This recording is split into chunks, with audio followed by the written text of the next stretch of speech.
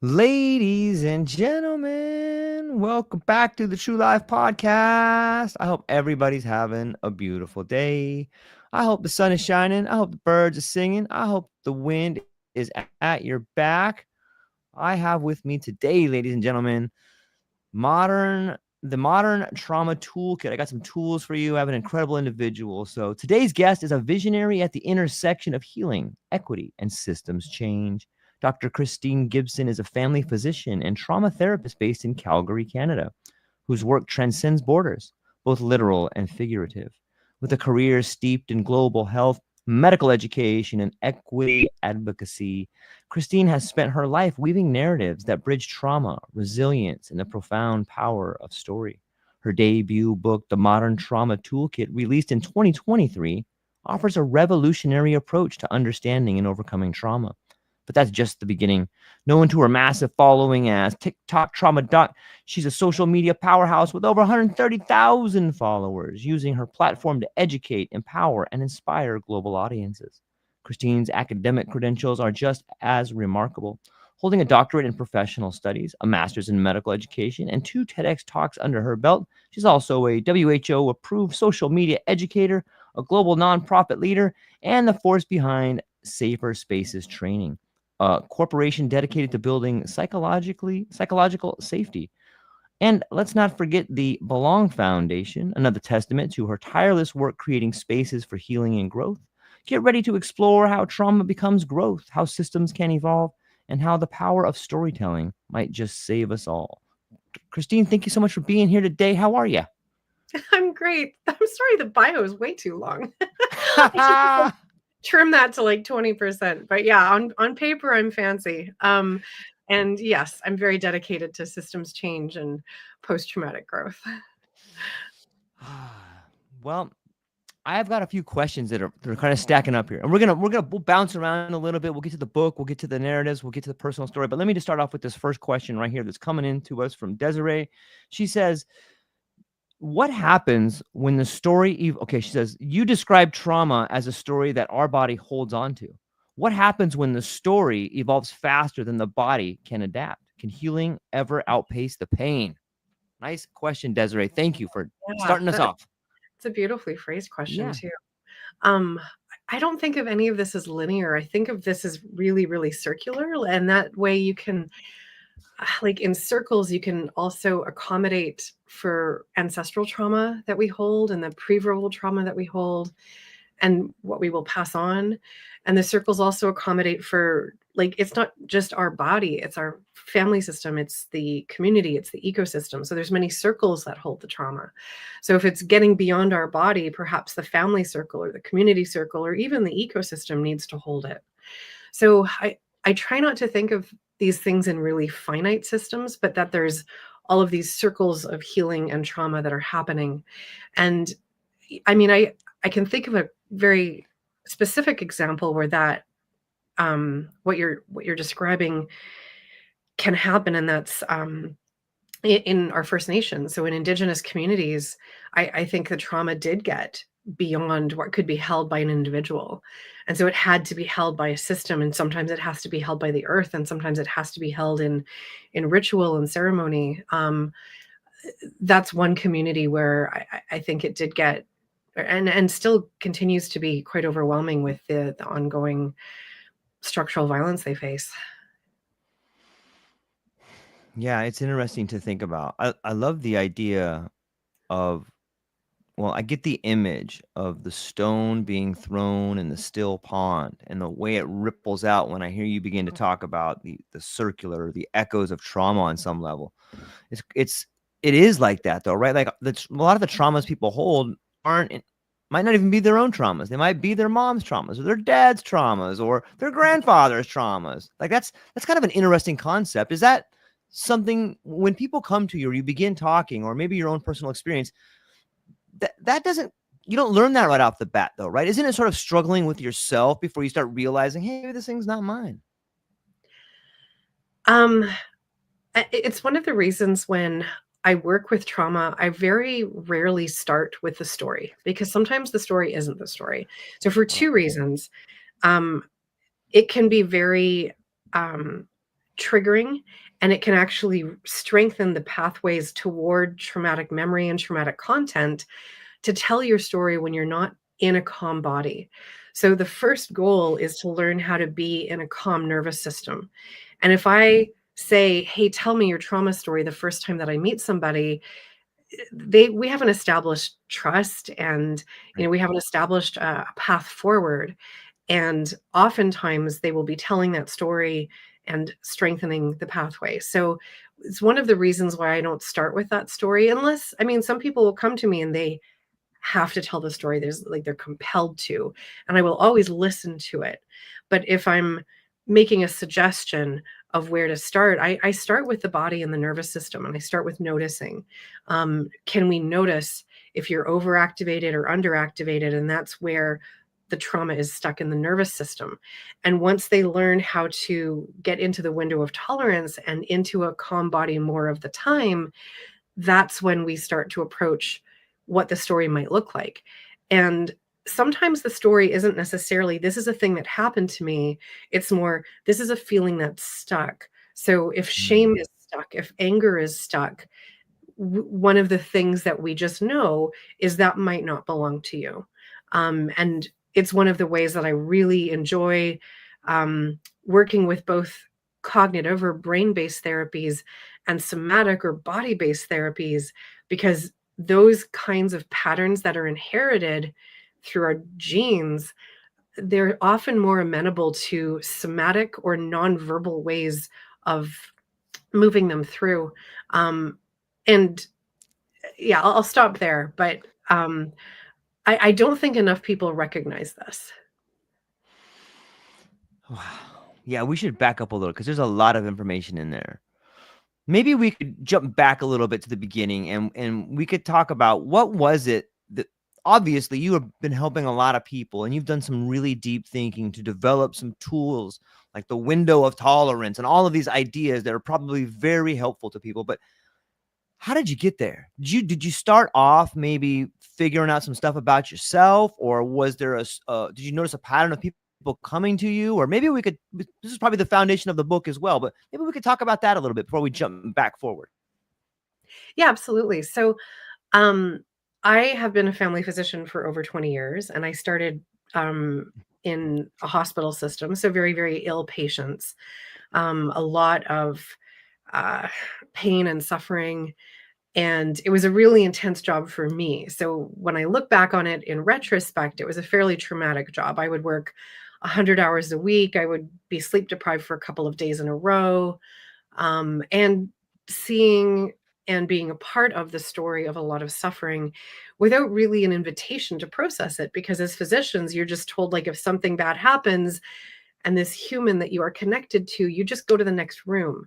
And so one of the things that I learned, I mean, extra, is to stuff my own feelings and to not really acknowledge them and process them. And a Mm. lot of us are like that, especially of a certain age. So, I mean, I find that the younger folks are less liable to do that than folks of my generation. And we just push down our feelings and trundle on.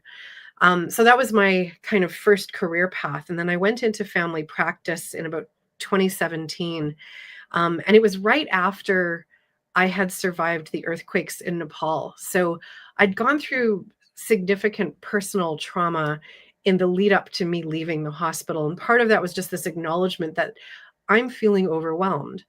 And part of that overwhelm was personal. There was a marriage that ended quite badly, and then there was the earthquakes. And so in Nepal, for those who don't know that are listening, there was a series of earthquakes starting with a 7.8 that rippled through the Kathmandu Valley where I'd been working at the time.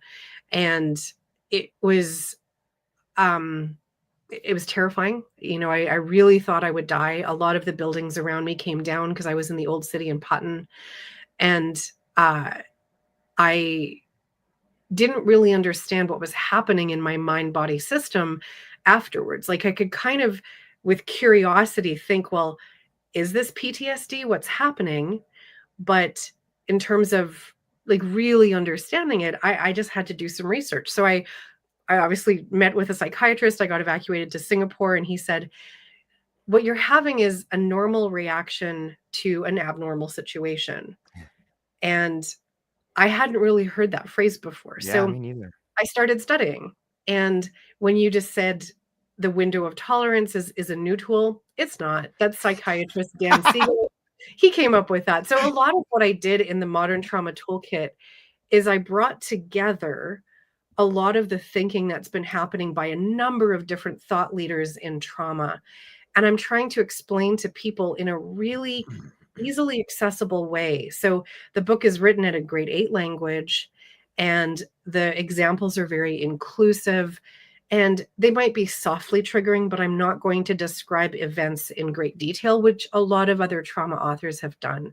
So what I tried to do is I wrote the book that I knew my patients needed to read. And as I started studying trauma for like 8 years, I um I started focusing on it in my practice. So in my family practice, I put a lot of my patients through trauma therapies as I was learning them. And they didn't just recover in their mental health conditions, their physical health improved.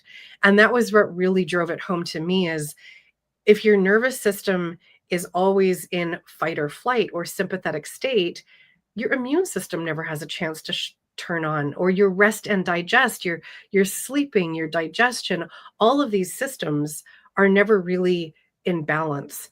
And the way that my patients recovered in my family practice was just so clear to me. They were back in an embodied state. Their parasympathetic state was starting to work. Things like diabetes and asthma and all these other things were improving.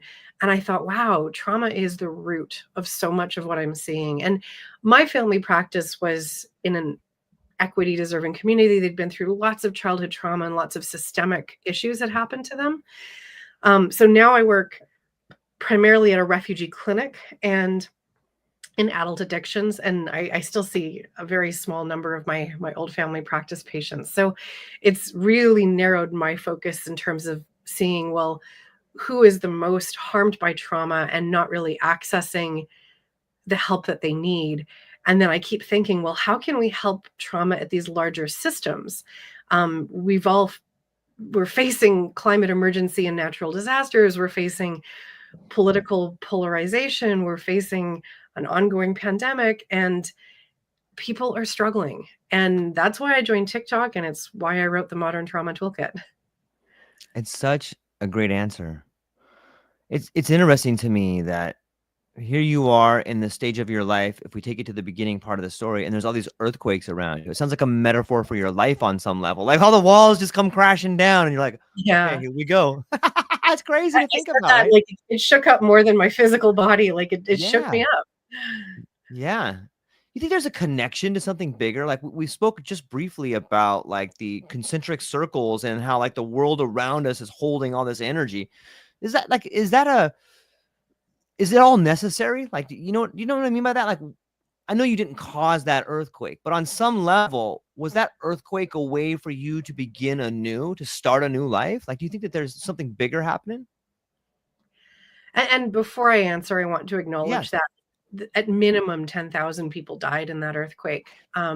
Many of them in the Kathmandu Right. Valley. So it was a devastating earthquake for Nepal, and the repercussions are still rippling out as you described. That the Yes. ripples in the pond are still definitely happening in Nepal. So I was fortunate to survive, and many others didn't. Um, I mean, I had the privilege at the time of bringing a lot of awareness to what was happening in the earthquake because for whatever reason, I maintained my Wi-Fi connection. So I think part of my purpose in that moment was to bring attention to Canadians and even the world because I was one of few people who were able to tell the story through my lens, obviously, and just say what I was seeing on the ground.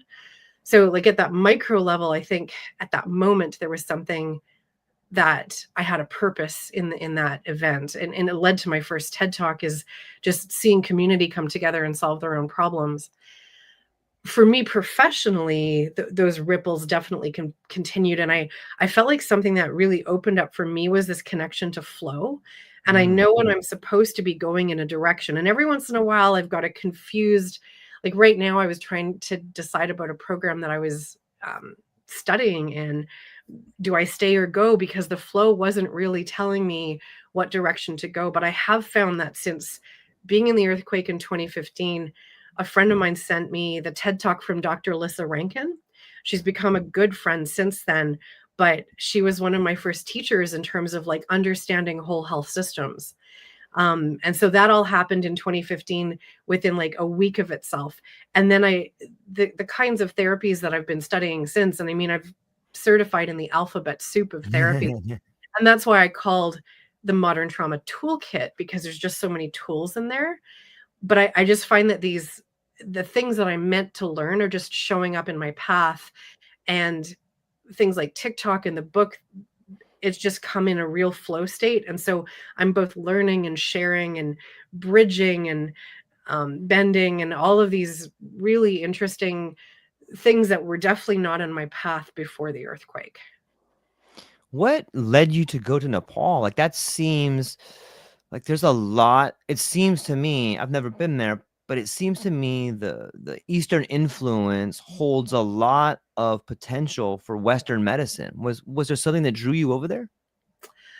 I've been doing medical education work overseas since about 2007. So I started working in Laos through a project between Calgary and Laos, and Hmm. I was learning a lot through that program. But what it really stimulated me to understand is family medicine is the backbone of healthcare, and if they don't have strong primary care, health systems really struggle. So that was a lesson I learned in Laos. So I started a nonprofit called the Global Family Med Foundation. And so I've been doing academic consulting in places like Myanmar, so like Yangon, Ethiopia, throughout East Africa. So Tanzania, Uganda, Rwanda. And I had spent about a month to 6 weeks every year in Laos as a part of that project for 8 years. And then I did the same in Nepal. So I would actually live on the ground for 4 to 6 weeks. Um, the hospital job did allow me to do that. That was one of the amazing perks of the crazy hours I worked, is I could just get a huge chunk of time off and live somewhere else. And I mean, when I say that I do academic consulting, so much of it was learning from the locals. And Patton Academy in Nepal has one of the most incredible community-based medical training that I've ever seen. They have all of their students from the year one doing 25% of their training in community, and that includes the rural communities. And I've never seen a program just so community oriented as what they're doing in Patton. And what they're allowing for is all of their medical students are comfortable and kind of craving these smaller community village environments where they're really immersed and connected to the people. And in so many other countries, the doctors are like, well, where can I work with, the fanciest machines and the highest tech and all the subspecialists? But in Nepal, they're like, where can I be in community? And it was amazing. So yeah, I learned a lot in Nepal. And I was definitely drawn to learning in resource poor environments, and then taking that knowledge back to Canada, where I was doing a lot of medical education and I was running a residency in health equity at the time. Um, Nepal in particular, I was drawn to Patton, but I'd been to Nepal before, and I live in a mountain community in Canada. The Nepali, I mean, there's definitely prairies in Nepal as Yeah. well, but the mountains are really draw me, and the way that you have to put so much effort into being in community in Nepal, because these villages are so hard to reach. And just seeing how this medical education program was sending students out to these very far um, villages, and thereby helping them during the earthquake. I mean, there was one village where the medical students were stationed, and after their own housing collapsed during the earthquake, they spent the entire like rest of Saturday afternoon and night dragging the patients out of the hospital that was crumbling, and they saved all of them before the hospital fell. So, the stories that I hear are so um, I don't like to use the word resilient, because resilience is so often imposed on people, but it really is the story of resilience. And I've been totally honored to hear it in many different venues. Thank you for sharing that.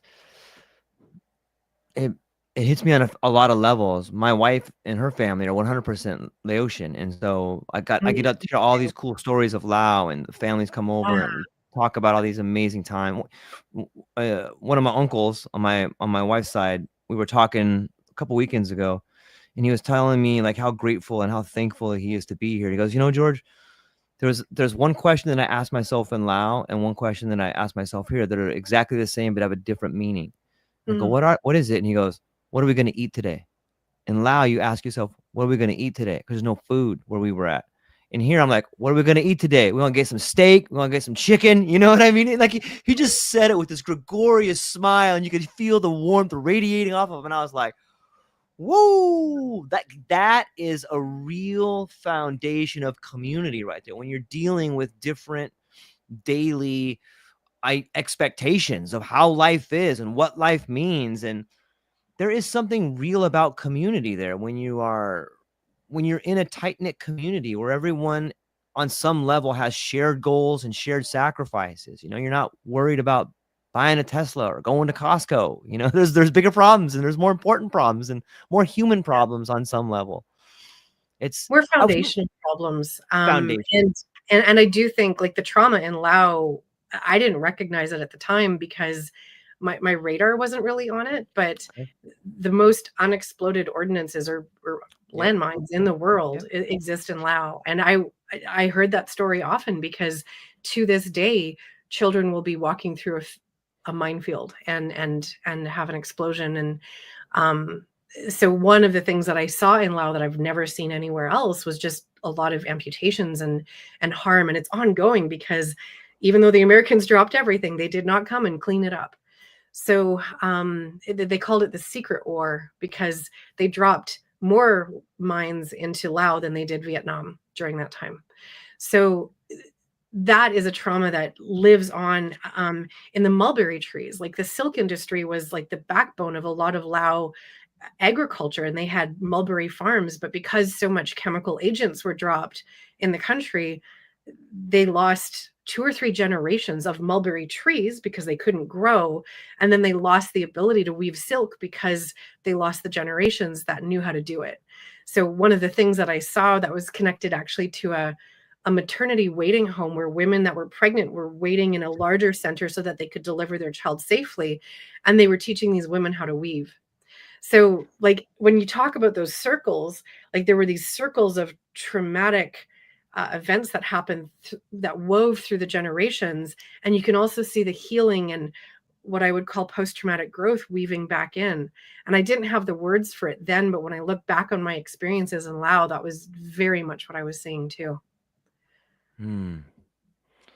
Are there some particular areas of the book that are connected to that particular part of your life? I didn't get really personal about it in the Right. Modern Trauma Toolkit, but I've traveled to, I mean, at this point, I think it's closer to 80 countries. It was about 60 Wow. in the book. Now it's closer to 80. So I'm very much interested in both what did our ancestors know? Like what did my Ukrainian and Yep. Scottish ancestors know about healing that we have forgotten and we could accommodate into the healing paradigm? And what do other cultures do for healing? Because in Western culture, we're so quick to turn to medications. And Totally. I'm of the personal belief that medications don't do a lot for trauma. What they do is they mask symptoms. So I could give you a medication called prazosin, and it's a blood pressure medication, and it's going to lower your blood pressure, and it's going to change your dreams to be more calm because you no longer think that your body is activated. But all I'm doing is lowering your blood pressure at nighttime. I'm not changing the neural pathways in your mind. Whereas other cultures, they have community ritual like dancing in a circle or Yep. chanting together. And now I understand the physiology about why chanting works and why doing it in a group works even better, because you're lengthening your exhale, which is your parasympathetic system. The Yep. chanting is vibrating your vagus nerve, which runs between your lungs and your spine, and you co-regulate in a group, and you actually, your mirror neurons will activate and group processes. This is something that one of the journalists that I quoted calls the extended mind. The extended mind is deeply healing, and we have so many cultural um, patterns that have been with humans for millennia, and in modern times we've lost them. So one of the things that I do explore in the Modern Trauma Toolkit is, what did we know through ancient ways and what do we know through other cultures? I've studied Ayurvedic counseling, so that's the Vedic texts in India, and 10,000-year-old knowledge. I've studied Qigong with a guy out of Minnesota, actually. Spring Forest Qigong is how to take the healing practices and make them really easy and simple. He calls it, Master Lin calls it, a healer in every home. So I'm really interested in how these ancient techniques can be relearned. And I think we need to do that because we don't have a pill for what's happening to us right now. We don't have a pill, but we have some mushrooms. Like, I've been That's working a lot and they're readily available. I'm not a doctor. I'm not saying people should do them, but I spend a lot of time in the community, like PTSD, trauma, addiction, speaking to people that are sort of on the front lines. And I can't help but hear the similar ideas about the body keeps the score, the 4 agreements, neuroplasticity, the default mode network, all of these ways in which modern medicine through SSRIs seem to be a way to, just dampen everything down so you can white knuckle it through another day and be happy about it on some strange level. But when I start hearing again about rites of passage, ceremony, all of these wonderful ways that we have sort of turned away from, like, man, it gives me goosebumps to hear, because I can't help but see this thing percolating to the top. Like, hey, here we are. We all need some help. What if we did it in a community? You know what I mean? Like, I think your book is just is just another concentric circle radiating outward and helping people see that. Like, is this bubbling to the front right now? Are you seeing that as well? Yeah, and I mean, you brought up so many things in that uh, one paragraph, George. So I'll grab a Yeah, couple please. of the threads that you've just woven. Um, so one is psychedelics. I mean, when I have this chapter on chemicals in the Modern Trauma Toolkit, and I'm talking about drugs, I don't really differentiate between heroin and cocaine and the folks that I see at the addiction clinic are using, Yep. because in the 1940s, doctors were freely prescribing and taking these substances because that was considered medicine at the time. So, concentric circles, like opium was one of the reasons that colonization happened, and Yep. colonization has caused most of our trauma if we look at systems. So like I think all of these drugs and chemicals are just so connected, and if you look at the lineage of cultures that have had a relationship with plants, so you mentioned psilocybin or Yes. mushrooms, but I mean there's San Pedro, there's ayahuasca, and a lot of what we use now as plant medicine has derivations in the natural world, Yep. and there's communities that have a long lineage to it. So I do worry that we're kind of commodifying, and we're Sure. turning like psychedelics into uh, our capitalistic structures. We're kind of adding them to Yeah. colonized ways. And I think it's really interesting to explore, well, what does that lineage look like? And what does a relationship look like? Well said. I think psychedelics have a lot of potential in our relationship to trauma and traumatic events, but in such a cautious way, in a very humble way, and to acknowledge people with that relationship and try to be in relationship in that way.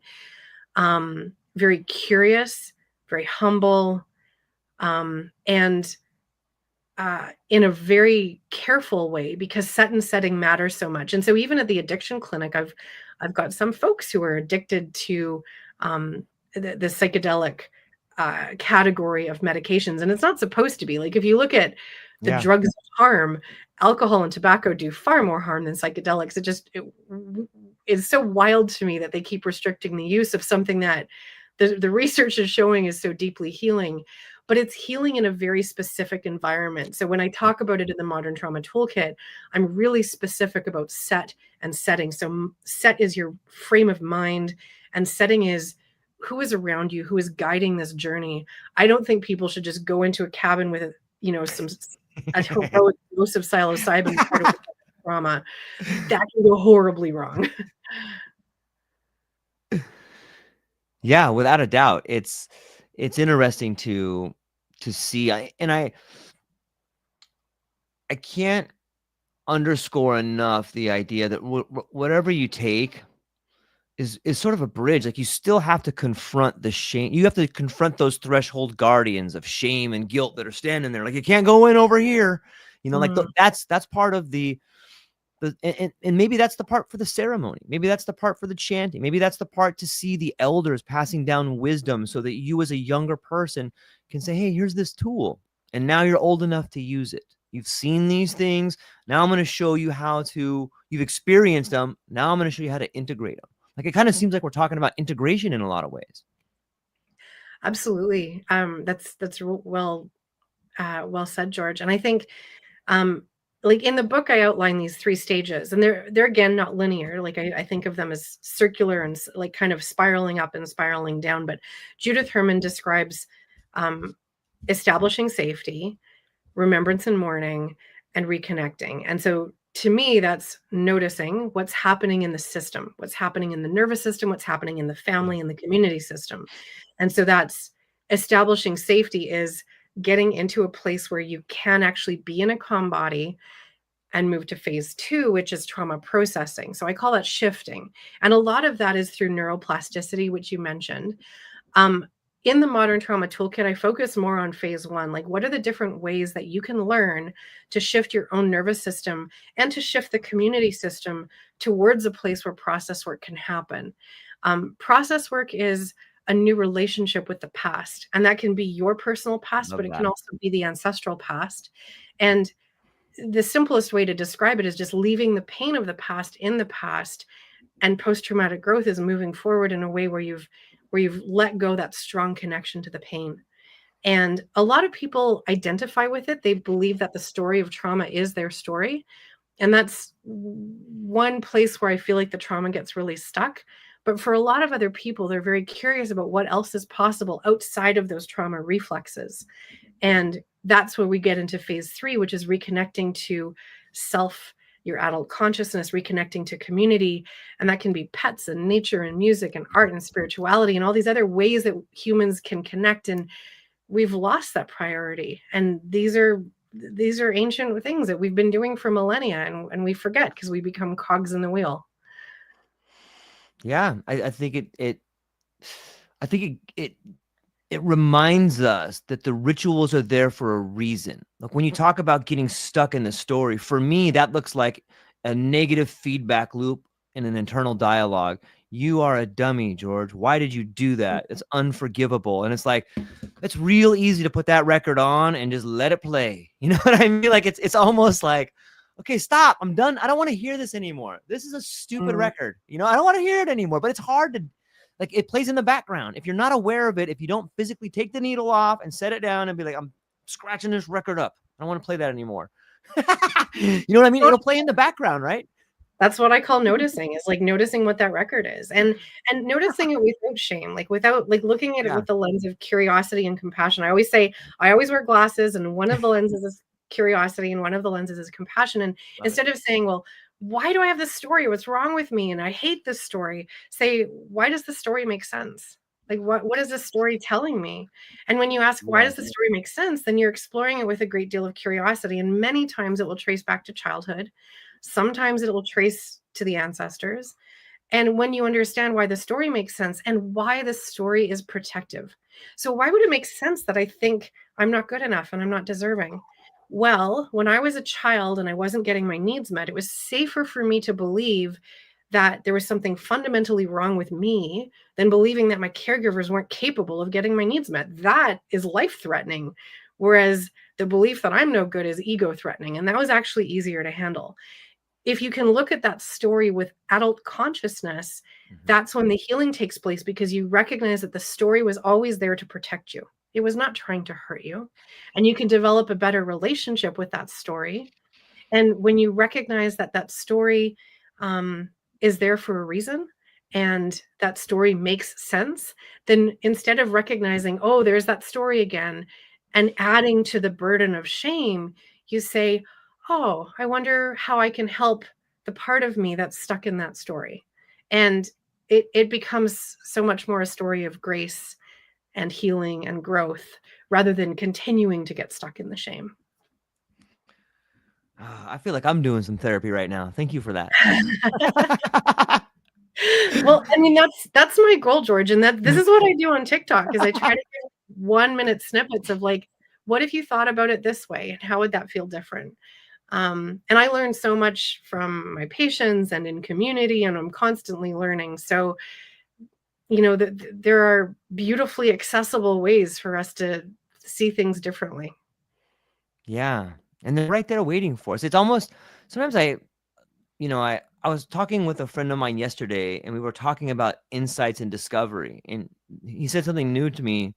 That's like, discovering isn't having this flash of insight like a light bulb. It's more of discovering, like you're taking things off so that you Mhm. can notice them. And I was like, for me, that hit home, and I'm like, oh, that's how I was able to discover this thing, or that's how I discovered this thing about myself. And it helped me to think about it in a way that was much more meaningful and helpful and allow for further discoveries. It's like, oh, I'm just taking these things off. That's all I'm doing. I'm just discovering this. And here I am. I'm kind of awesome in this way. And maybe that's a cool thing. And it's interesting to think about the linguistics of it.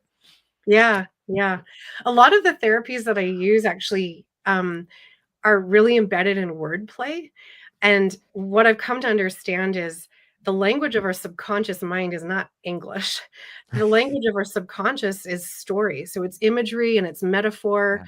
So using interactive guided imagery where you don't just tell the story of where to be. Like I won't say like, let's go to the beach and I'm going to tell you what it's like. I'm going to say, would it be a safe place to imagine that we're going to a beach? Would you want to have shoes on? How close would you want to get to the water? And the person guides their own imagery.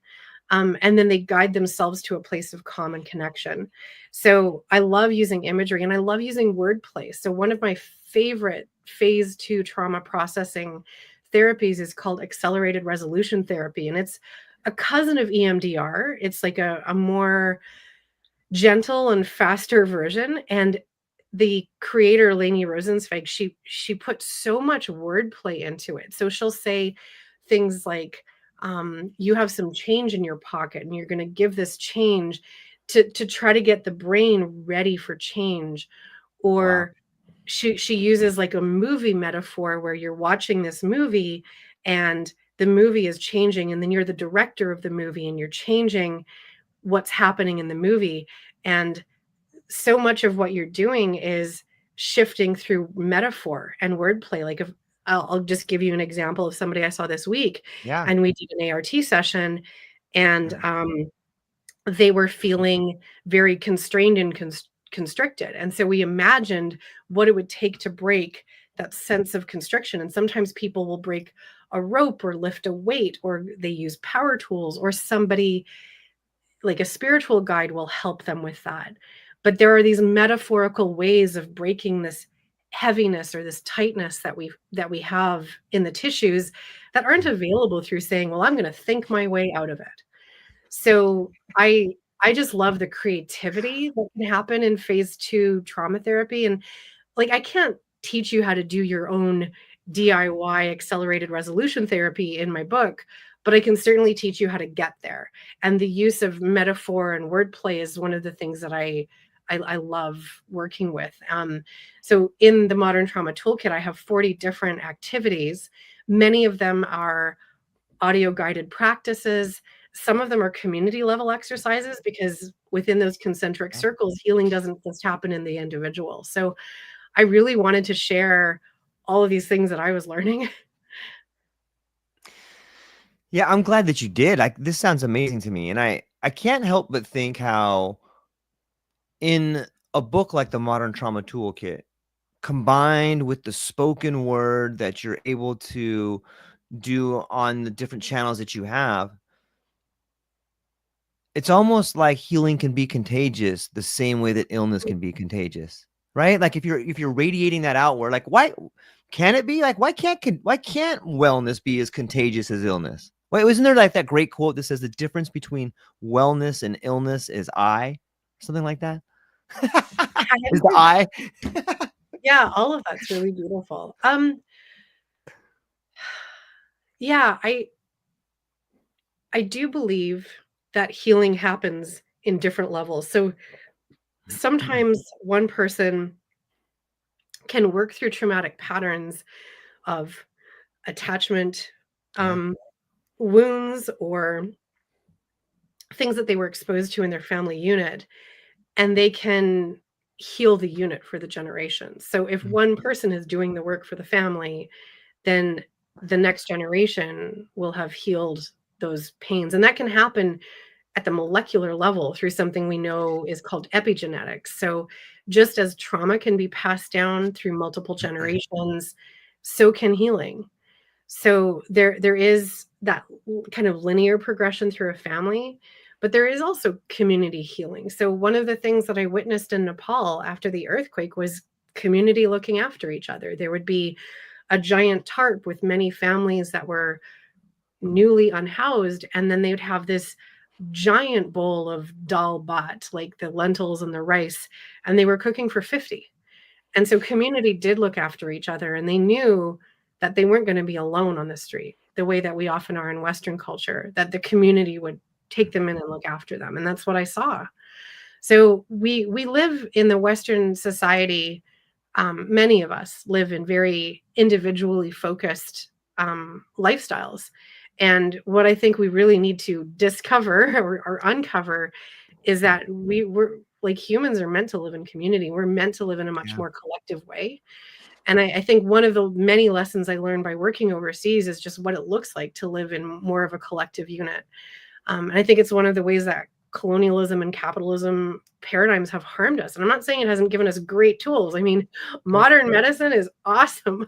I love to use modern medicine tools as well, but I don't want to forget the things that we've always known. See, that sounds spiritual to me. And I don't mean like religious. I think there's a difference between religion and spirituality, but Yeah. there is something so powerful about realizing that you're bigger than yourself and you're part of this huge thing that's trying to communicate to you on some level. And you could see it like when you go outside and you see this flower bloom and you start thinking, man, it's August 24th at 2:22 p.m. How did it know? How did it know to climb that high on that tree and produce that flower? Right. How did it know? And you can't help but think that the same divine intelligence that knew that also knows where I'm at in life. Maybe that's the reason I'm here right now. And you start realizing, wait a minute, I'm part of this thing. Maybe I didn't come into this. Well, maybe I came out of it. And then like that, then you start really having some discovering moments. Right? Isn't it? Is it spiritual? Is there some spirituality going on here?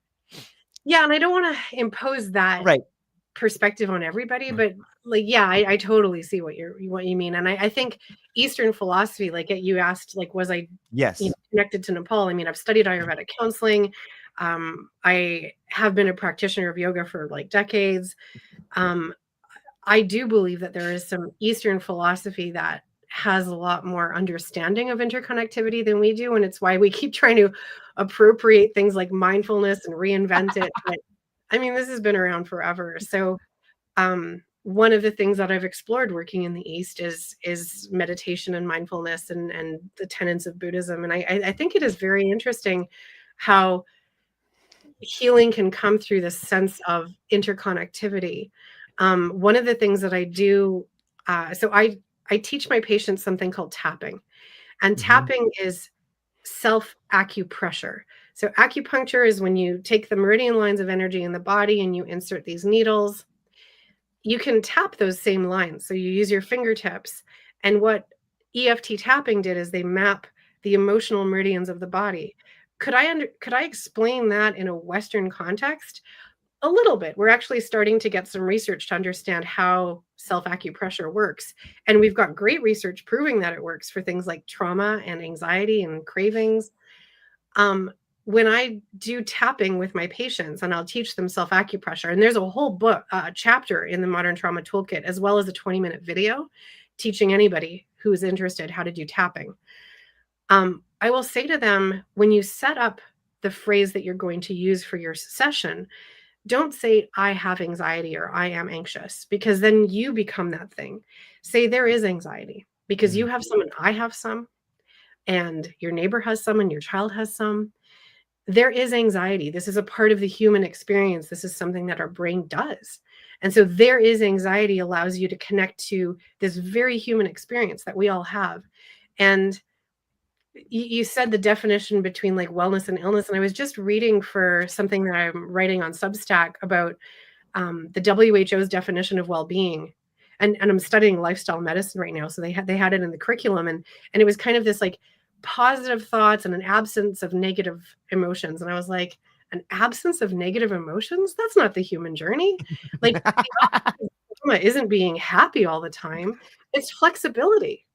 And that's what I'm constantly teaching my patients is like, of course you're going to be sad or anxious or experience guilt. Like we all do. This is the human experience.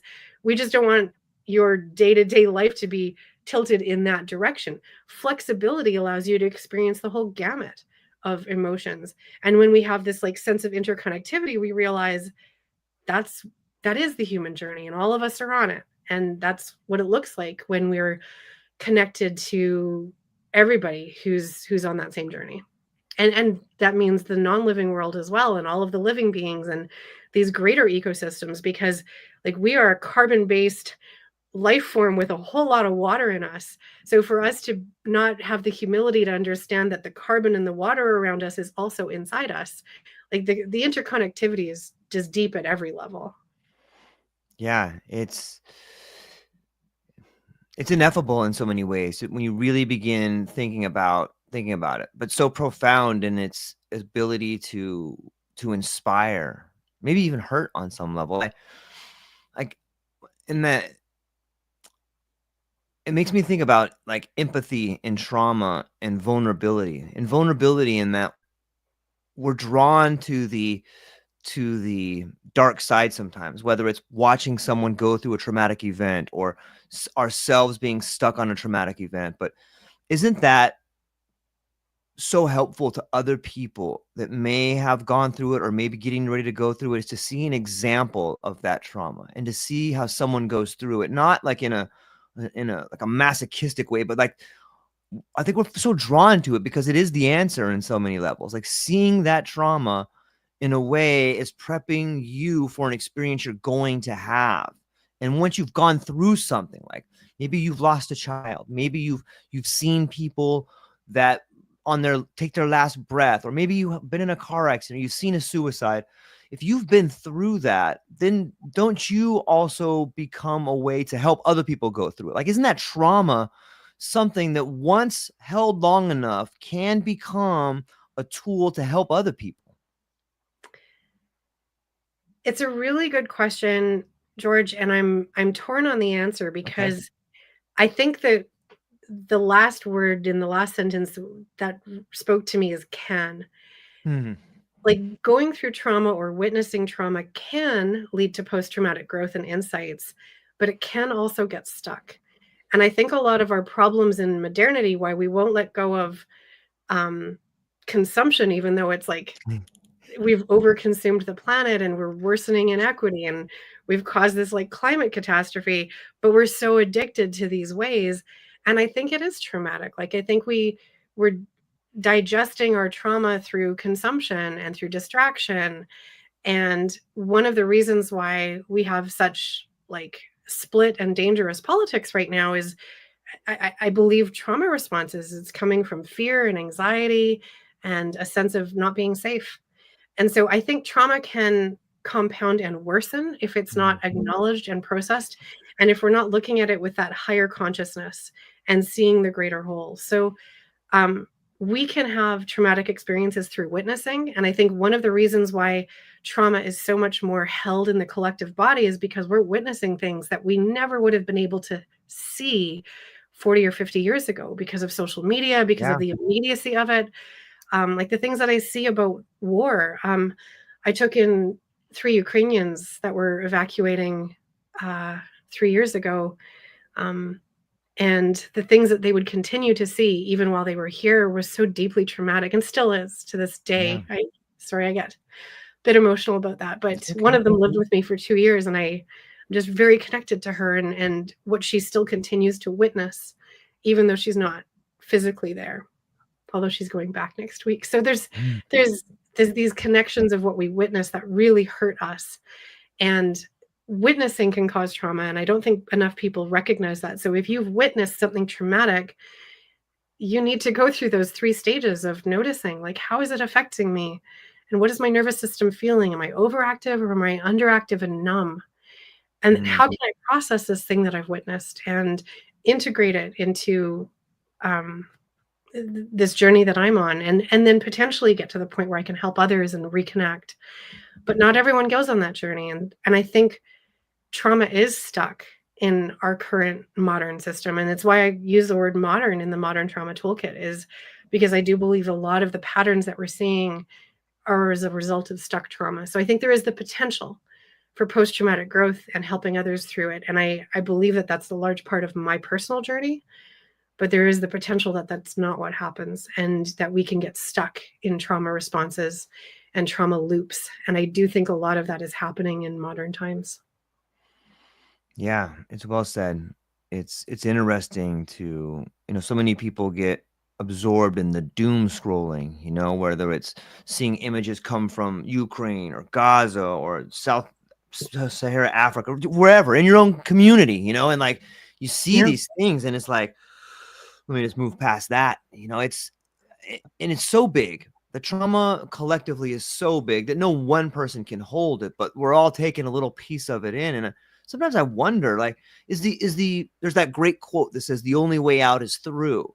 Is the way out potentially each individual doing their very best to solve that little slice that they have, to make their life a little bit better, to make their relationships a little better? Is that how we move into a world that's, better by factors? Yeah, absolutely. And that is what gives me meaning right now, Yeah. is there is this possibility that if we as individuals and families and communities work through the trauma that not just that we've been exposed to or witnessed, but that we've been complicit in. Yeah. Like when I think about, like, I'm studying climate psychology right now, and I think a lot of the solution to climate psychology is decolonization. And I know that that's a word that's really triggering for folks, but what it means to me is getting back to our indigenous ways of knowing. And I don't mean we just like live in huts and live off the land the way, all of our, background indigenous ancestors would have lived. But I mean, like, in relationship to that Mm. interconnectivity. And that's indigenous to all of us, is to be in relationship to water, to be in relationship to animals, to be in relationship in community, instead of this like hyper individualistic focused um, way. And I do think that that possibility is emergent. Like, if I look at what's happening right now, could we come out on the other side with this like collective awareness and this like just knowledge that we really are in this together, and a rising tide lifts all boats, um, rather than thinking like, there was this beautiful phrase that just happened in the New Zealand Parliament because the Maori people are fighting Yeah. for their treaty rights right now. And somebody, and I don't even know where the quote comes from, but like, when you've been so accustomed to privilege, the equity feels like oppression. And I think that that's driving a lot of folks in Western society, is they're afraid that we could all be okay. And what I want to share through my social media and the Modern Trauma Toolkit is like, no, no, no, no. We all can be okay. And to not be afraid of that possibility. Yeah, it's this idea of like winner take all, whether it's colonialization or maybe it's maybe we're drowning in abstraction. You know what I mean by that? Like, you ever think like what might it be like to tell somebody who lives in a third world country or ask them if they have health insurance or life insurance? Like, what is this life insurance you speak of? Wait, so what is this thing? Like, we have Yeah. such abstract ideas, especially financially. When you start talking about derivatives, but that gets us that I think that's a direct line to colonialization, is just finding wordplay to make people not afraid of death. Maybe that's what it is. Maybe we're all afraid of Yeah, death. no, you're taking this in a really cool direction. Yeah, I mean, I've got all kinds of random thoughts about the financial system too. Like, once we removed the gold standard, it just became numbers on a page. Like, it's Yeah. fanciful, it's playful, Magic. and yet there are so many people for whom those numbers on the page don't add up to rent, and that's worsening. Yes. Yeah. The unhoused communities are just. I have so many folks that I work with, both at the refugee and the addictions clinic, that are just one paycheck or very small amount of money from being unhoused right now. And I, these numbers on a page that are we've assigned meaning to are harming so many people right Yep. now. And there's got to be a way out. And the way out is not let's kick all the immigrants out, Yeah. because um, it's we're complicit. Like, the reason why a lot of people are escaping war or drought is because of the systems we've created. And we actually need to stop the systems in order to stop this migration. And I, I don't have all the answers, but I love Yeah. that we're talking about these bigger systems, because it is the systems that are harming. It's not just the family. It's the family that's facing poverty and scarcity and suffering. And so much of it is connected to these policies that um, I'm just really curious how we can shift policies towards post-traumatic growth and equity and interconnected awareness. Um, and New Zealand has that opportunity now, and we'll just see what happens. Yeah. I almost feel like it's part of the cosmic joke of like, there's some bigger force. It's like, I am just going to rub your nose in absurdity until you figure this out. Like, I used to live, I spent a lot of time in Hawaii as a UPS driver, and I would drive down to like Waikiki, and like, there's all these high rises, and they're building high rises like faster than you can shake a stick at them. And I remember going in and talking to the people. I'm like, dude, who's buying these? And he's like, I don't know. And I'm like, are there local people buying them? He's like, definitely not local people, man. There's no local people buying these places. Each place is $1 million, and it's like a 32-foot skyscraper with, and it's like, I don't understand it. And I started talking to another guy, and he's like, he's like, here, let me help you out, George. These are just like really cool tools for really wealthy people. They're gonna buy like a financial place will buy 50 of them, and they'll just sit on them, and maybe they'll Airbnb them, but they'll probably just sit on them, and then they'll sell them later because they're going to go up in value. And it's like, then I go downstairs after I deliver a package, and there's like 35 homeless people outside. And I'm like, there's no one even living in these places. There's no one living in them. And there's all these people out here that are just, knocking on the door of like, of disillusionment, that are suffering on a level that I can feel walking past them, and I'm like, it's absurd. It's truly Yeah. absurd to think about where we're at on that level. But I think the idea of community is what brings us back to that. The modern trauma toolkit, these ideas about stuff. I'm sorry, I kind of go off on tangents sometimes, Christine, but I can't help it. It's so crazy. No, I feel the same way. I mean, I ran a residency program, like a fellowship in health equity, because I really want to understand how these equity Yeah. deserving communities have been placed at so much risk, and it seems to be getting worse. Yeah. I mean, not everywhere. Like, if I look at Northern Europe, they actually have quite a lot of, like, a large social net and a large social structure where they make sure that nobody gets left behind. But in this, like, individual paradigm, like, with so deeply embedded in, like, well, if you're not a functional human in capitalism, then what's your value? Like, how did we lose sight that beings had value? Like, just as my dog has value and a bird has value, a human has value. And we shouldn't be having throwaway humans. Like, this idea that uh I mean, there's just so many racist things around it too, but like the idea that there's anybody who's lesser is just really sad. And the fact that we've allowed society to express that belief, and I think it comes from fear. It comes from this fear that, Yeah. like, there's not enough to go around, and there is, and there always See? has been. Yeah. Yeah. It's mind blowing to me. We got another question coming in here. It says, you've worked in systems change in global health. Is the healthcare system more traumatized than the patients it serves? How can the system itself be healed? That's an awesome question. That's such a good question. I wish I knew some more answers to it, but I know that there's some really smart people working on it. Right. Not where I live. Right where I live, they're decimating the healthcare system. But um, I I'm really intrigued by a few movements. So I'm studying lifestyle medicine right now, which Okay. actually has some really good research showing that the pillars of sleep, nutrition, which is a more plant-based lifestyle, movement, so exercise and moving your body, and it doesn't have to look like being a runner, but just moving your body for 150 minutes a week.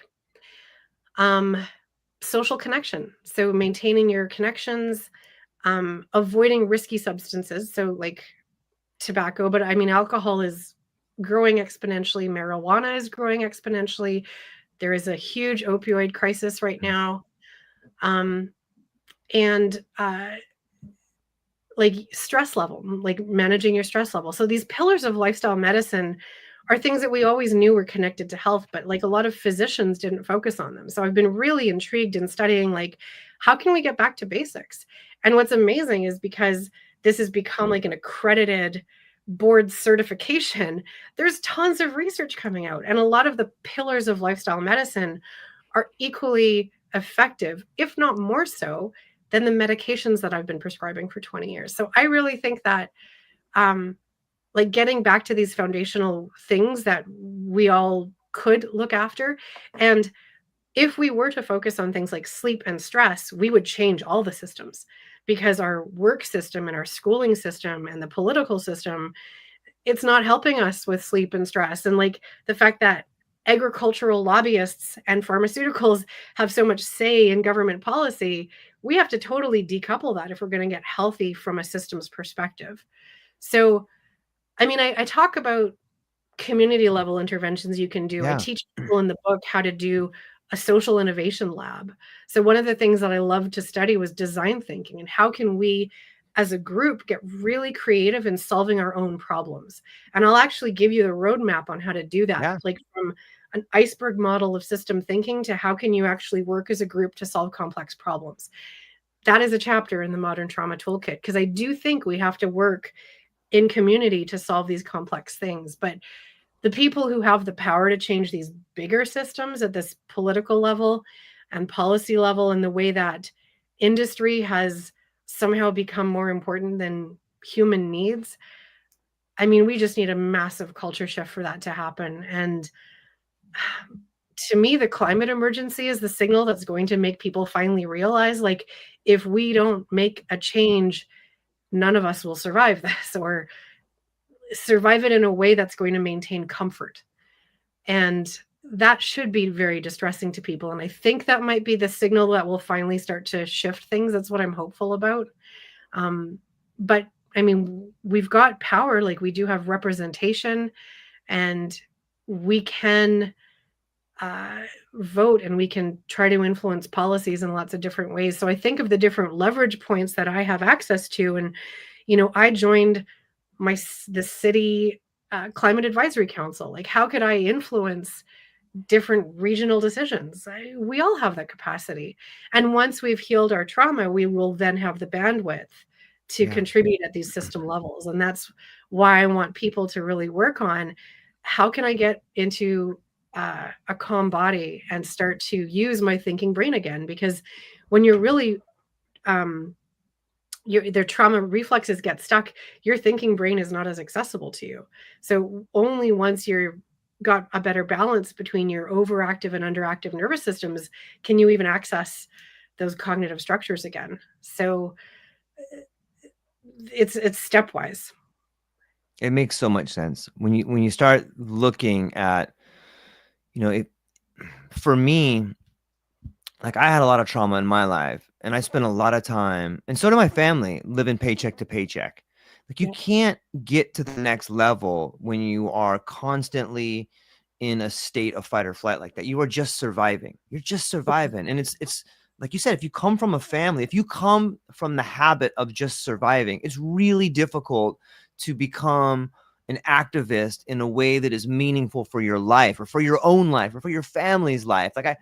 It breaks my heart to see it on so many levels. But the only way, like, no one's going to do it for you. Like, no one will. Like, you have to find a way to take that first baby step, whether it's getting up and moving, whether it's saying, you know what, looking in the mirror and being like, you know what, I feel pretty good today. pretty good looking guy over there. I'm a pretty good looking girl. You know, whatever it is, getting in the mirror and playing or having that just one few positive words that start that snowball down the hill. But you build momentum, right? Like once you begin taking those steps, you build momentum, and that change becomes from an idea translated into reality. You have to have some amazing success stories of people that you've seen make profound changes. Can you share one of those with us? I won't share the details just because I have to Okay. Yep. de-identify folks. But yeah, I mean, it's countless, countless, countless success stories. But success is kind of knowing what your values are and being able to live according to your priorities. And that looks different for every person, right? So I can't say like success is like, oh, they became this like business person, because like it all has to do with your own values. Success to me is when you're able to work towards the things that you value. And I've seen so much of that, but I've also seen a lot of people who were so locked into trauma loops that they weren't really looking after their mind body system. So I mentioned that I moved further from family practice and more towards focusing on trauma because it seemed to be the root of a lot of things. So I've seen some people whose diabetic control was just horrifyingly bad and they were at risk of like blindness and kidney failure because their diabetes was so terrible. And then we did trauma work, and all of a sudden they were able to be in their body again and they had diabetic control again. So they were able to say, I care about me. And before they weren't even really able to believe that they deserved care. So I can see like physical transformations, social transformations, you know, people who um, are reconnecting in a new way within families. They've learned enough uh, self care that they can be boundaried. So lots of healing just looks really different. So the way that I describe it to people, and I have an illustration in the Modern Trauma Toolkit, but it's the difference between resilience and post traumatic growth is like resilience is when you're back to your baseline. So you're floating along, trauma pulls you underwater, and resilience is like you've got flotation devices and you're keeping your head above water. And like you mentioned, you're surviving, but you're not thriving. And post traumatic growth is when you learn how to swim. And that's what I'm trying to impart to everybody through like socials and the book is like, what does it look like to learn the skills to swim? And it's not to say that trauma isn't going to happen again. There's going to be another wave coming. But once you're not floating, you're actually going to learn how to swim through it in a different way. And I mean, I'm on that journey too. I'm trying to figure what this looks like because, you know, we've talked about a few traumatic events that I've gone through, but I mean, medicine is inherently traumatic. I'm constantly experiencing vicarious stories of suffering and hearing and witnessing this. How do I integrate that? What is my meaning? What are my values? I'm still trying to figure that out. And it's not being happy all the time. Like I said, it's flexibility. Yeah. Some days you're sad and that's the way things are. And some days you're overjoyed. And I think when you can be more present, and this is what we learn through Eastern cultures, is like a lot of trauma lives in the past, and being much more present is when you let it go and you're aware like that happened to me, but that's not happening to me right now. Or if it is, I can envision a future. So you mentioned kind of looking in your mirror and giving yourself affirmations. One Yeah. of the techniques that I teach in the book and kind of went viral on socials is affirmations. And you just say a phrase that's hopeful and you stick the words what if in front of it. What if things will work out for me? What if I actually could imagine a future where I feel like I deserve good things? What if uh, I'm going to find a friend? Like these just positive, hopeful constructs. Because our brains, once we've been through traumas, we're just so drawn to the pain. Like we're used to that pathway. It's familiar, even though it's not comfortable. And we just need to make new pathways familiar, ones that are more comfortable. And affirmations kind of plant these little seeds of possibility. And all it is just planting new seeds, because a traumatized brain is constantly planting seeds of what's familiar. And planting new seeds will grow your neural garden in new ways. And we're all capable of doing that. Do you think on some level, it almost seems like our system is set up to enforce trauma? Like we take our I remember when I dropped my kid off at like preschool for the first time. Maybe this is just like too far out there, but I'm like, oh, what am I doing? I'm a horrible father. I'm doing this, and I'm gonna go work at this place I don't even like to be at, and then my wife's work, I don't get to see her. Like it's so, it just reinforces that on some level, and then you start looking at some of the north, like you had mentioned, like the northern Scandinavia countries or northern Europe, and like they keep their kids at home until they're like 8 before they even send them to school. And you're like, they seem pretty happy over there. Are there some things in our system? And you start thinking about maybe the Prussian school model and why we had to be able to go to work and all these things like. And then maybe on a hopeful note, you're beginning to see change with like the book that comes out and doctors like yourself going on and able to give people free of charge these tools that can help them change their life. Do you think maybe our entire system is evolving in a way that is evolving out of trauma? I want to believe that, George. Me Like, too. that's what keeps me going. Um, like, and there's two things. Like, I think a Okay. lot of it is frame of mind. So when you drop your kid off at preschool and they're crying, part of the information would be like, what if they have the most amazing day? What if they meet their best friend today? It's true. What if this is the beginning to like a whole new way of their brain working? How exciting for them. Yeah. Um, can we always reframe work in that way? Maybe, but sometimes it just feels like you're gaslighting yourself. Yeah. Have a great day at work. Just cognitive. Um, but what if I could be more present in the moment? And like, what if instead of feeling frazzled as a doctor, is I really look into someone's eyes and I give them like really sustained attention and a sense of connection. And I don't necessarily know if I can do that with every person in a day. Like they actually did studies Yeah. out of Harvard showing that for physicians, we can only really deeply connect to about 30% of our patients in a day. And not everyone needs that every day. But on the day that you need it, I want to be able to give that to you. As a trauma therapist, I have to aim closer to 100, and it is a little bit more tiring.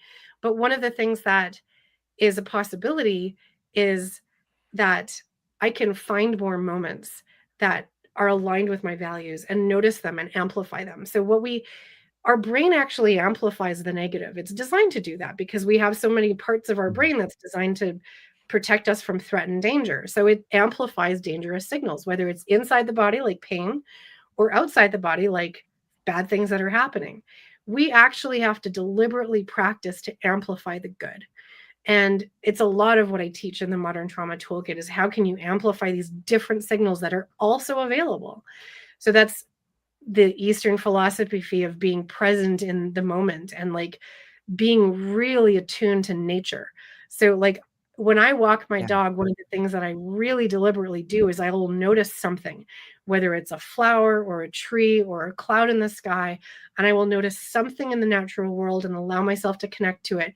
So I'm not like, just listening to a podcast and not even paying attention to my dog and his experience of the world. Because, oh my gosh, that's fun when you really get into it. So yeah, a lot of it is what we amplify. Yeah. It's it does bring me lots of hope and joy to think about on some way we are the narrator of our own story. If you look at yourself like living in a novel in some way, you're able to be like, okay, I'm the main character. How do I want this character arc to go? Or what do I want to accomplish? Or is this a Yeah. threshold guardian over here? Or okay, let's have some fun. Let's try to get the author's attention over here. It's kind of fun to think about that aspect of it.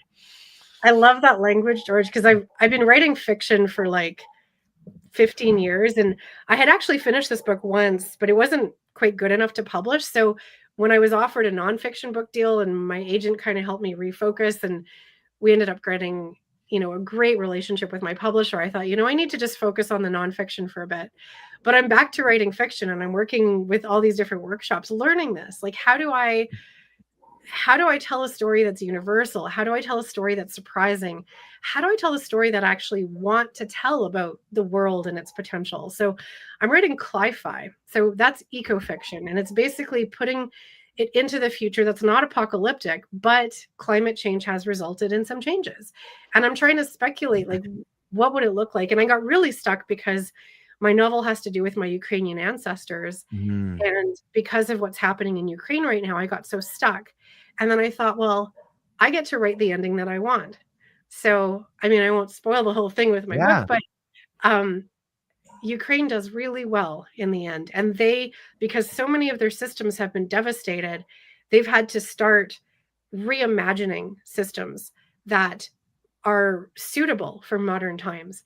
And what they reimagined saves us all is my book. So like that's the system level of my book. And there's like a beautiful protagonist and everything. And like, how do I want the main character to overcome this like really significant trauma, and what kinds of realizations do I want her to have? Well, it has to do with interconnectivity and community, and it has to do with hope, and it has to do with relationship with the human and non-human world. And how do I tell that story in a way that's not like preachy? um I'm figuring that out, but it's really fun. Are you sure you're not writing a biography? That's It sounds beautiful. Maybe just look at it from that aspect. You know what I mean? Like, so awesome. Yeah, not really, but I mean, anyone who writes fiction, there's parts of you that get infused into it. My grandmother definitely shows up in the book. uh, she it was so amazing because I had her tell the stories of like right? our ancestors, and so I have these micro cassettes, and then I have some on my iPhone, and like I always have her story. And I think one of the things that we lose sight of is it's all about story. Like indigenous ways of teaching each other have always been storytelling. And so we can tell ourselves a different story about who we are and our relationship to the world, and we can heal through story. Like we can teach a new story to the next generation instead of the story of separateness and the story of pain. And I think that's what it's all about. And you're working on that, and I'm working on that. And there's a lot of us working on that. I think everyone really is. And that's their intention. And that's my hope that we'll move towards it. In Hawaii, I got to talk to some really cool people, and one thing that the state poet told me was that we're all ancestors in training. And when Mm.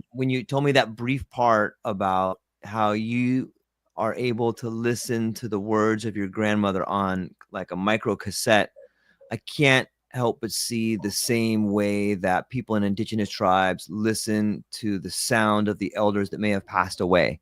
You know what I mean? It's still like it's so similar in so many ways. Like you're pulling from the past in order to create the future. And like in some ways, that's the essence of a metaphor, right? Like you're taking something from the old and giving a new meaning. That's the only way, whether it's in linguistics, whether it's in ceremony, is that we have to pull from the past in order to create the future. And it seems odd that way. How are you going to make anything different? Well, you just change like the dog bit Johnny versus Johnny bit the dog. Two radically different things that happen there, but you just change the position of them, and you can come up with incredible things that happen on some level. It's mesmerizing. I can't wait to check out your Cli-Fi book. This sounds awesome. Well, I mean, hopefully it sees the light of day. I'm really reworking it this year. But I also I think writing is really Yeah, of healing for me. So when I course. think like I look at the news of Ukraine and like my ongoing connection to the country, and it's really easy to feel hopeless and full of fear. And so I wanted to learn like what would a new narrative look like that has hope and humility and curiosity and compassion and all these things that I'm trying to embody in a new way. And I mean, it's concentric, right? I'm on this journey and it's the spiral, and some days it works out better than others. Um, I I really do believe that um, there's so many of us that are consciously on this journey right now. You're bringing so much awareness in your podcast. There's a lot of us that are trying to amplify the work of healing and a new story. So I have to believe the new story is possible and that we're writing it together.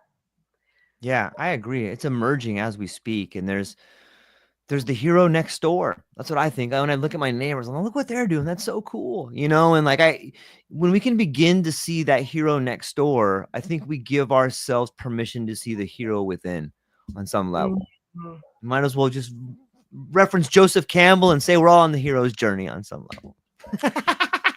Super interesting because I started studying the heroine's journey. And Okay. the hero's journey, he goes to the village and he conquers the obstacles and many obstacles.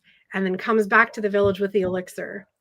And it is actually a little bit of an individual story, but the True. heroine's journey is the story of the collective. And what the heroine encounters is this understanding is that community is the answer, and she does not have the elixir alone.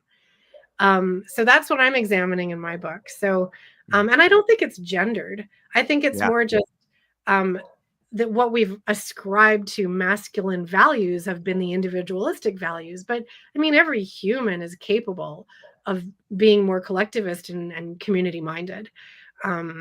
So yeah, I'm curious about what that journey looks like. Well, I think it's playing out. Like if you look at the sort of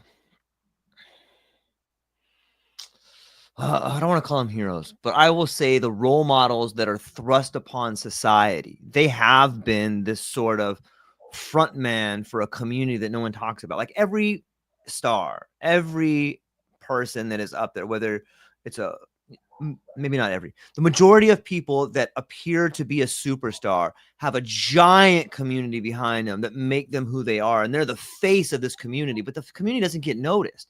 It's just this person out front, like, look at me, I'm insane. Oh, how great I am. Well, you have been the product of all of these people building a life around you. So you are awesome, but you're awesome because of these people. They should get more recognition. But that's dying. If you look at maybe in the Western world, like you see it crumbling, and maybe what's crumbling in the Western world are these ideas of individualism. You know, some people mourn that, like, oh no, the individual is dying. But look what happens when that front person steps down. You get to see the people that built it, and like that, I see that happening. You know, whether it's the modern media crashing or different presidents that make different promises and never deliver. You know, like you're beginning to see the community rise up in ascension with them fixing their trauma, you know, and like we're all worthy of living a better life and becoming the very best version of ourselves and living our ideas of a community. And I don't know. I think that the book you put out and what you're saying and what you're doing on your social media is a giant boon to community. And I think that that's where we're going to find the answers for those of us that don't have them, is in the people that are working and figuring it out on some level. Thank you for doing it. Well, and again, the ideas aren't mine. Like, just as you said, it Right. takes this community. So when you said you Yes. created these ideas, I'm like, well, no, I mentioned the work of Judith Herman and her 3 Yeah. stages of healing Yes. and the window of tolerance from Dan Siegel and all of the people who've created the somatic techniques. So I put the book together as like a primer Right. on where we're at right now in our understanding of trauma and toxic stress. And with lots of tools that I've learned, did I creatively embellish some of them and add to the collective knowledge? Sure. But what I really wanted to acknowledge is like, these are the concepts that so many others have come up with, and I've gathered them for you in a way that's easy to read, inclusive examples, hopefully not very triggering, but that's my contribution. And did Yeah. I maybe have some new ideas about social innovation and design thinking that nobody else has put in with trauma before? Maybe. So that's part of my contribution. But it was a community level contribution. And I really wanted to acknowledge just how many things I read. Like, I don't know how, if your viewers can like see, but I read hundreds of books to try to get this book written, and wanted to synthesize a lot of what was known already. So yeah, I think when I talk about like what our ancestors knew and what we've forgotten through that lineage, and when I think of how many people are already working on this, and even just in the TikTok community, like I met a woman named Simone Saunders who happens to live in the same city as me in Canada, who's doing tremendous work on socials as the cognitive corner. And now we are working together in the company, Safer Spaces Training. And I think about like all the work that she's doing and the ripples that she's created. It's wild. I mean, she's amazing. So I want to do this work in community too. Well, I think you are. And I am grateful for this conversation. I hope we can have more of them. Like, this has been really, really fun. And I still have other questions that I wrote down, and I got one or two from the guests that are coming in here. But you've been very gracious with time, Christine. And You before probably we hear my dog losing it upstairs. He's not happy right now. So He's yeah, like, I should hey. probably listen to him. really fun, Christine. I'm very thankful for all of your time. However, before you leave, would you be so kind as to help people understand where they can find you, what you have coming up, and what you're excited about? Yeah, for sure. I'd love to. Thanks for the window, George. I appreciate it. So my book is called The Modern Trauma Toolkit, and the easiest way to find buying options is the website for the book, which is moderntrauma.com. I would love for you to explore the website because it gives you the tone of the book. It's really soft and nourishing. And so if the website vibes for you, it's probably going to feel pretty safe. Like on one of the pages of the website, I'll just drop this Easter egg. The cursor turns into a butterfly. Like this is the team Yeah. I worked with. They were just amazing humans. Um, my personal page is christinegibson.net, and that will link you to the other companies that I run, including Safer Spaces Training, which is psychological safety work, as well as me doing keynotes. I love speaking. So if you have a group of people that want me to speak, and there's a budget because I got to be boundaried as well. I love speaking to groups about this. And what I think companies are starting to recognize is just how much stress and emotional dysregulation are showing up in the workplace. So there's more and more conversations about this happening. And I love to be in conversations. So those are probably the easiest places to find me. My writing, Substack, everything is on the professional page. I love it. Fantastic. Hang on briefly afterwards, but to everybody within the sound of my voice, please go down to the show notes. Do yourself a favor. Check out the new book by Christine Gibson. You don't have a copy right there that you can show anybody that might be watching, do you? Yeah, of course. Like there was one, where is it? Right there on the shelf. Okay. But this is the bookmarked one that I give readings. So I've got all the passages. Nice. Yeah. So everybody's seen a picture of it there. Go down, check it out. Reach out to Christine. I hope everybody within the sound of my voice has a beautiful day. There's a beautiful holiday coming up, and I hope you choose to have the courage to become the very best version of yourself because you deserve it, and the world will be better because of it. That's all we got, ladies and gentlemen. Aloha.